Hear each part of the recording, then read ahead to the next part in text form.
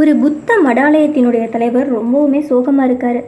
ஏன்னா அவர் இருக்கிற அந்த மடாலயம் தான் அந்த பகுதியிலேயே ரொம்ப பேரும் புகழும் பெற்று சீரும் சிறப்புமாக இருந்தது.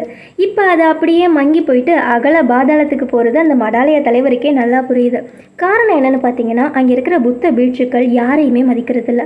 எல்லாரும் நான் தான் பெரிய ஆள், நான் தான் பெரிய ஆளுன்னு அவங்க இஷ்டத்துக்கு முடிவெடுத்து இப்போ மடாலயத்தினுடைய பெருமை ரொம்ப குறைஞ்சிக்கிட்டே இருக்கு.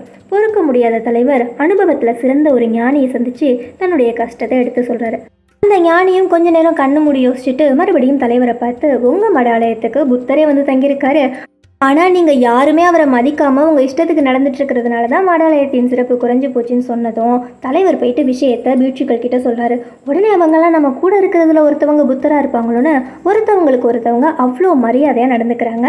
புத்த மடாலயத்தின் சிறப்பும் உயருது. ஒற்றுமையாக செயல்படும் பொழுது கொடுத்து பெறுதல் அப்படின்றது ரொம்ப முக்கியம்.